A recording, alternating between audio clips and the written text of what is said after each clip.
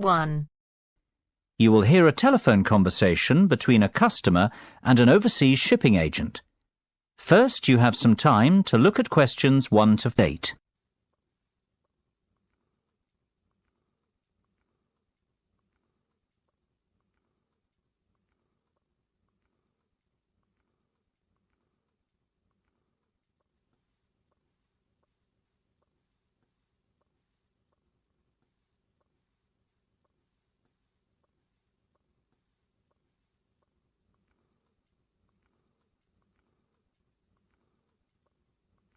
You should answer the questions as you listen, because you will not hear the recording a second time. Listen carefully and answer questions 1 to 8. Good afternoon, Denham Shipping. How can I be of service? Well, I wish to inquire about sending a container of personal items from the UK to Ireland. No problem. Would you like me to give you an estimate of the cost? Yes, please. Well, first of all, may I take your details? Of course. My name's Tim Lafferty. Could you spell your surname for me, please, Tim? Yes, it's Lafferty. Lafferty. Thank you, Tim. Now, where would you like us to pick your container up from? My university, if possible. OK. Let me make a note of the address. It's Abbeyfield University. Is that Abbeyfield?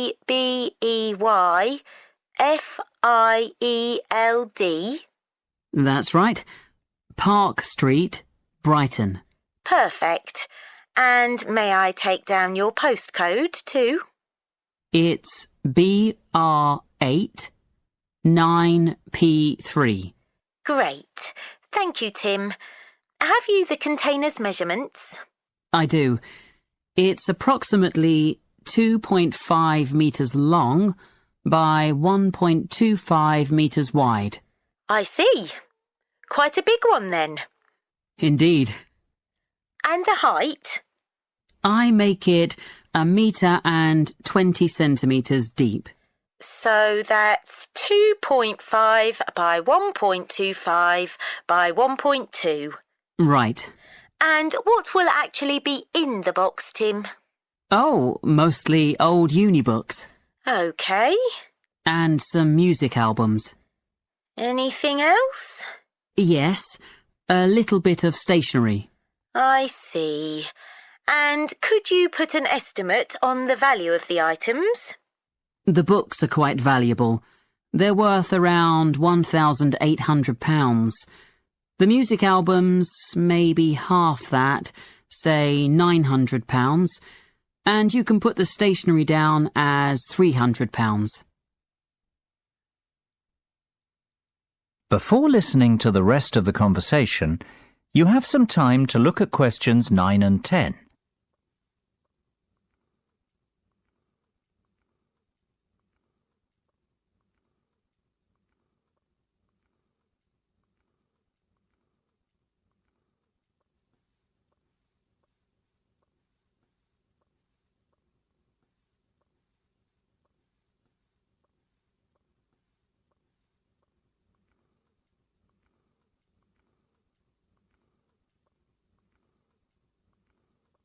Now listen and answer questions 9 and 10. OK. And will you be purchasing contents cover from us also? I'm not sure what you mean.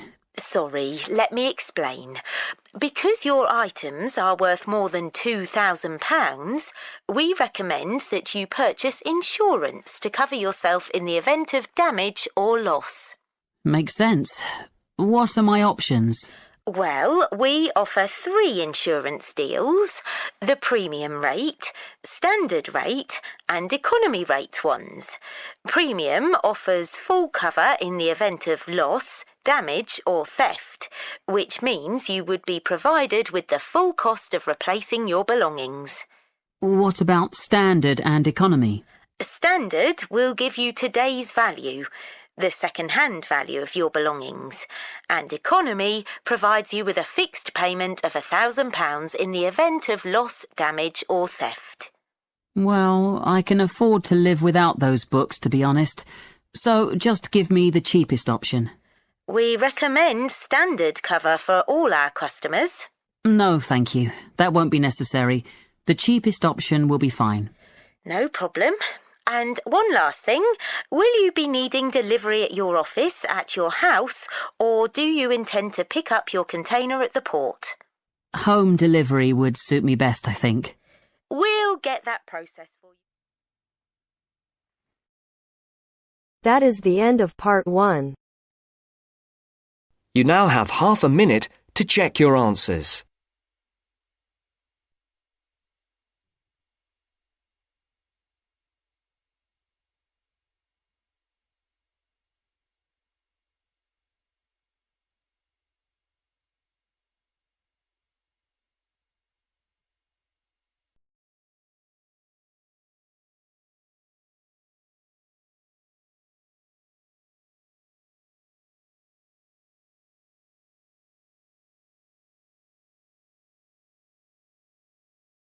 That is the end of part 1. You now have half a minute to check your answers.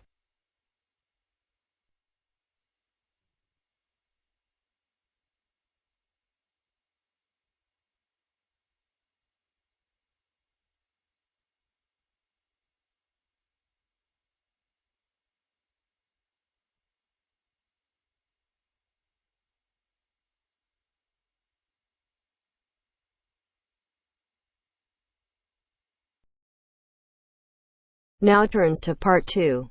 Part 2. You are going to hear a talk given by Madeline. She is going to introduce the recreational facilities on campus and in town. First, you have some time to look at questions 11 to 16.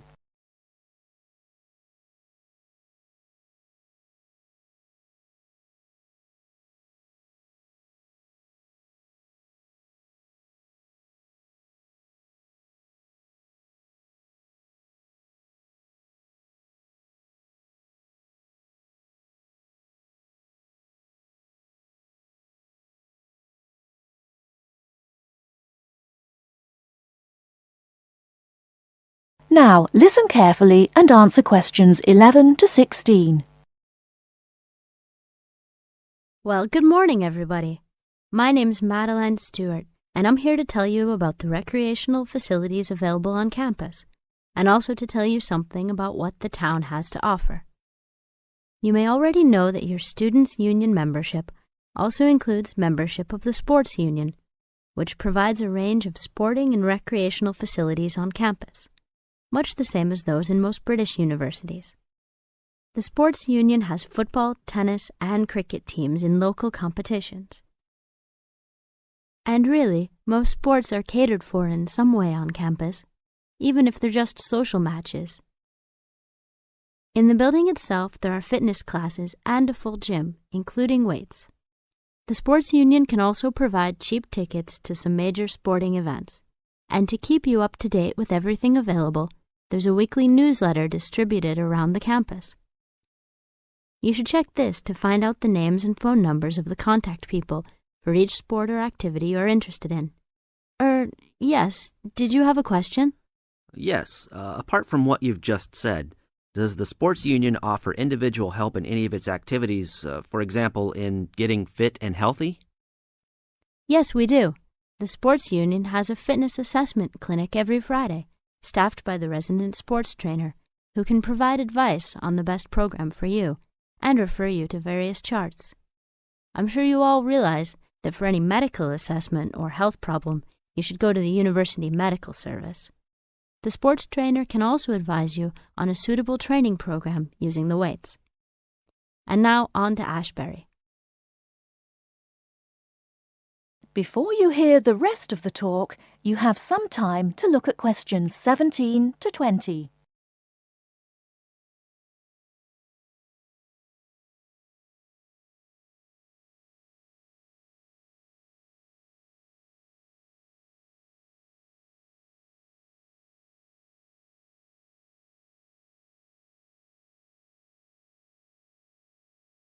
Now listen and answer questions 17 to 20.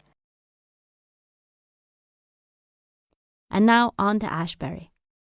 For a town of its size, Ashbury has some unusually good leisure and sporting facilities, most of which are near the center of town and easily reached by bus from this campus. There's a new, well, almost new, Olympic-sized swimming pool. That's not quite in the central town area, but it's only a 5-minute walk from the bus stop.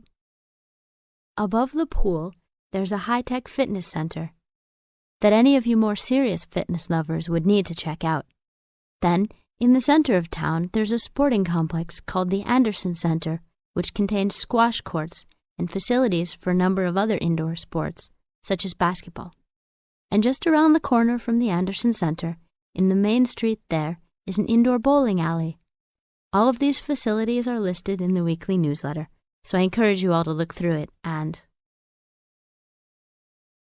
That is the end of part 2.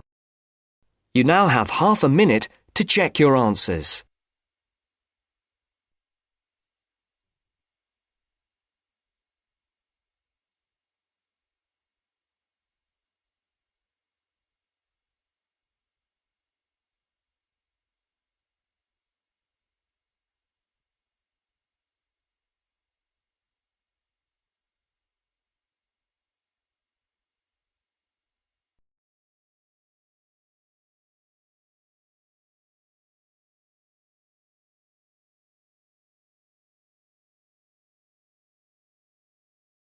Now turns to part 3. Part 3. You'll hear a conversation between Astrid and Henry about the lecture they've just heard. First, you have some time to look at questions 21 to 24.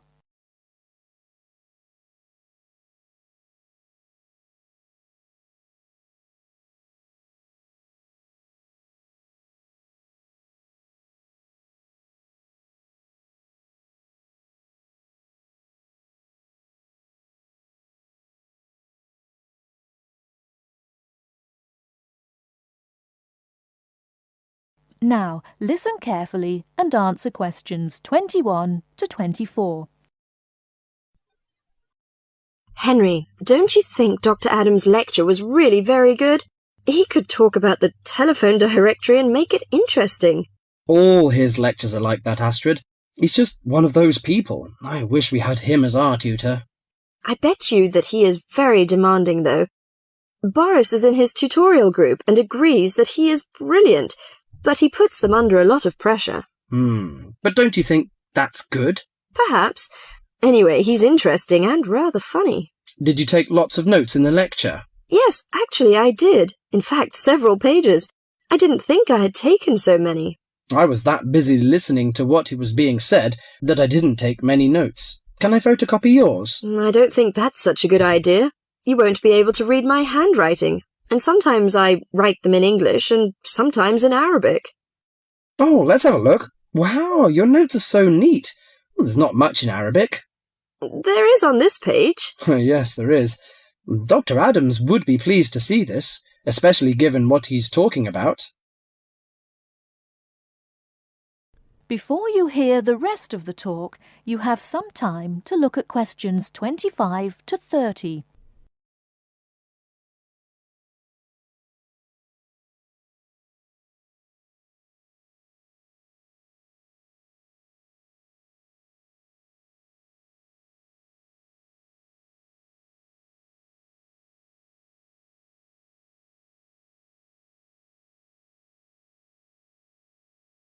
Now listen and answer questions 25 to 30. Don't you keep careful notes? Sometimes. It depends on the lecture. I don't think I'll forget Adams's lecture today, but some of the details will fade. I type up everything afterwards, so you can have a copy then, and you can fill in anything I've missed. I'm not so good on the broader concepts. I'm better when it comes to detail. Just what Adams was talking about. Well, I am definitely a detail person. I need to have everything written down before I can get the concepts clear in my head. And I am the complete opposite. I find all the detail clutters up my mind, and I get very frustrated, which was just what he was on about. He mentioned a book he had written. He mentioned several. The one on space and the individual. Yes, called My Space. It's on the book list. So it is. I think I'll get that out of the library, or get my own copy. Did you get what he said about spatial awareness? I didn't really. Yes, it was fascinating. I can't be as eloquent as Adams was, but I know several people who are frighteningly intelligent, but they have difficulty reading simple directions, even when getting to places that they know very well. I find that difficult to understand. Everyone learns the way to walk to the shops and things like that. You mean just the way people learn spelling? You know, people misspell words, make mistakes in countless areas of their lives, and going in the right direction is just the same. Remember what Adam said about the number of people who cannot tell left from right, north from south, and so on? Do you know which way is north? It's that way. You see, I couldn't have told you that. Really? I haven't a clue which way is which. That's why I'm always getting lost when I go out on my bike. And put me in a completely new place and I am totally lost. What about maps? Oh, I'm hopeless at reading them. But then you're brilliant at writing essays and getting all the ideas down in the right order, and I don't know where to start. Again, just what Adams was talking about. What we need to do is combine our skills. You teach me to cope with detail, and I'll teach you how to string concepts together. Okay, we can do that. That is the end of part 3. You now have half a minute to check your answers.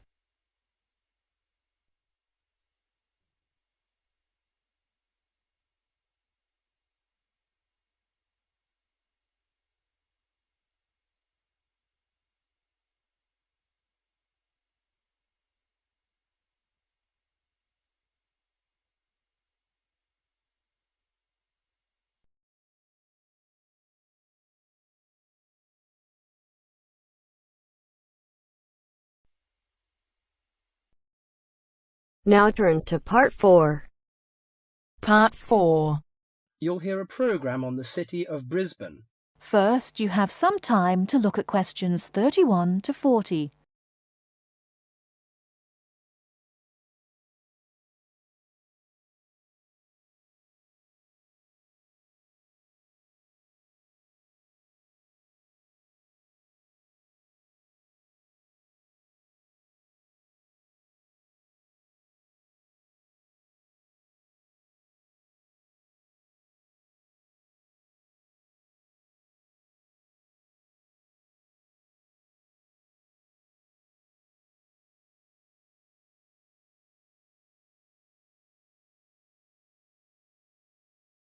Now listen carefully and answer questions 31 to 40.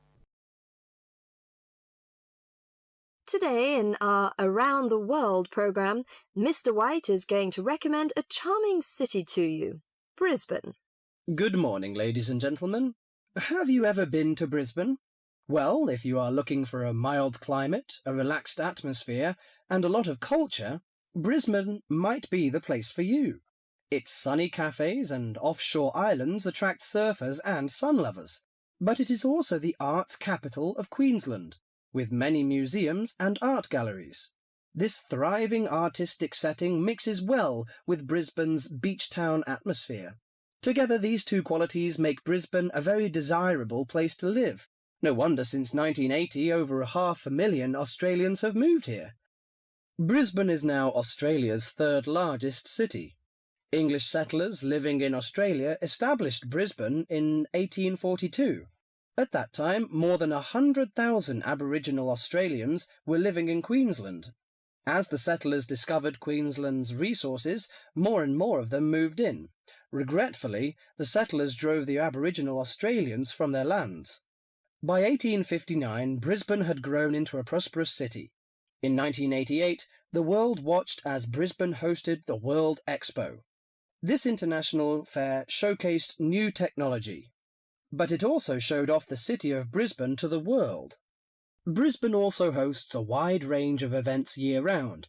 In April, everyone can enjoy a few laughs at the Comedy Festival, and movie lovers will enjoy a film festival that takes place every August. For 2 weeks in September, there is an outdoor festival of the arts. In October, a music festival draws a large crowd. And in January, you can see Brisbane's most bizarre event. You may be surprised to hear that. The annual cockroach races. That's right, people really do train and race cockroaches. Brisbane's nice climate and compact design makes it easy to explore on foot. Follow the golden arrows in the footpath around the city centre. This will lead you on a tour of Brisbane's historical district. From the city centre, take a boat across the Brisbane River to South Bank. This area is popular for its bike paths, beach and weekend market. Hundreds of artists display their wares at this market. It's a great place to pick up some interesting handicrafts. Well, I think what you must be interested in is the unique native animals. Yes, you shouldn't visit Australia without seeing its trademark animals, the koala and kangaroo. The Lone Pine Koala Sanctuary has both. It is located just outside the city centre in beautiful parkland.